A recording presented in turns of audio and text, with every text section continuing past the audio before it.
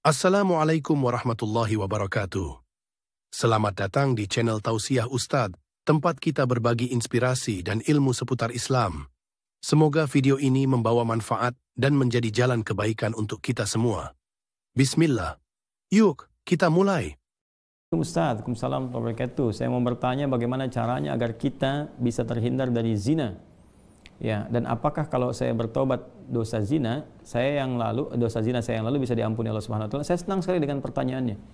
Ya, saya mau bertanya bagaimana caranya agar kita, berarti Anda dan saya kan, kita semua bisa terhindar dari zina. Nah, itu bagus sekali untuk kita semua karena banyak potensi-potensi yang bisa menjerumuskan kepada itu. Ya, baik misalnya dari zina mata, zina telinga, zina mata melihat hal-hal yang nggak pantas untuk dilihat. Ya, kebiasaan-kebiasaan yang buruk, kemudian zina telinga mendengar kalimat-kalimat yang kotor yang mengarahkan pada hasrat seksual pada tempat yang tidak benar, ya, dan perbuatan-perbuatan yang juga sekarang banyak sekali perangkat-perangkatnya. Semoga Allah hindarkan kita dari itu. Termasuk juga iklan-iklan, ya. Saya tuh sering kalau lihat misalnya baca ada komentar tunjukin admin kan, oh, kenapa Ustaz ini kok ceramah tapi iklannya snack video. Itu kan algoritma YouTube dari kebiasaan Anda aja nih.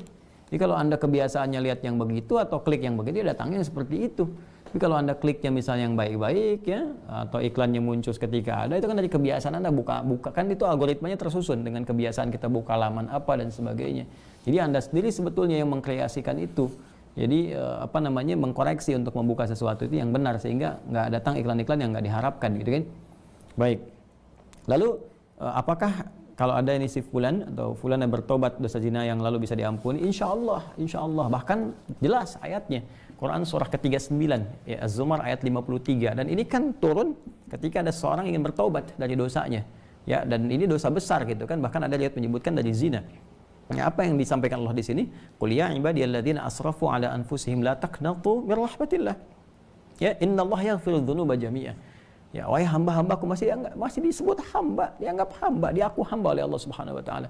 Ya, kata Allah, "Hei hamba-hambaku," katakan Muhammad SAW kepada hamba-hambaku yang israf berlebihan. Jadi israf itu udah standar tertinggi dalam dosa. Ya, jadi ada khata, nanti ada afu pasangannya, ada dzambun, ada ghafir pasangannya. Ghafir Quran surah ke-40 misalnya ayat 3, ghafiridz dzambi wa qabilit taubi. Kemudian ada naik lagi dzunubun, ada ghafar pasangannya seperti surat Nuh ayat 10, faqultu astaghfiru rabbakum innahu kana ghaffar, ada ghafur. Kalau naik lagi dzunubun ma'adh-dzulmi, jadi khata'un, dzambun, dzunubun ma'adh-dzulmi pasangannya ghafur, kemudian israf pasangannya rahim. Ya, israf pasangannya apa? Rahim. Makanya disatukan di Al-Baqarah ayat 286 kan, Rabbana la tu'akhidna in nasina aw akhtana khata', Rabbana wa la tahmil 'alaina isran kama hamaltahu 'alal ladzina min qablina, itu dzambun dan dzunubun ma'adh-dzulmi. Rabbana wa la tuhammilna ma la taqata lana bihi, seperti israf. Wa'fu 'anna, al-'afu, waghfir lana, ghafir, ghaffar dan ghafur, warhamna, rahim. Nah, tingkat tertinggi ini dosa-dosa besar, seperti zina kan dosa besar. Yang membunuh dosa besar. Maka kata Allah, "Qul ya ibadiyalladzina asrafu 'ala anfusihim," hai hamba-hambaku yang pernah berbuat israf.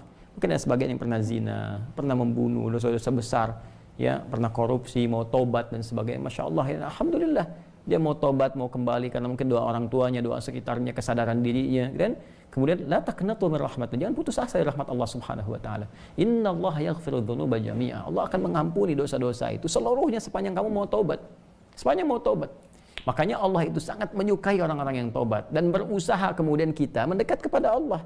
Dan Allah pun berikan jalan sampai titik terakhir dia, sampai nyawa di kerongkongan. Kan yang paling viral itu kisah Firaun kan? Ya, Firaun, Allah menerapkan keadilan, memberikan contoh kepada kita. Ini Firaun, Firaunnya, ya, yang merasa paling kuasa, hobi bunuh orang dan sebagainya, zalim dia, masih diberikan kesempatan untuk tobat dengan diberikan bimbingan dari dua nabi. Kurang apa coba Musa dengan Harun? Ya, diutus untuk Firaun.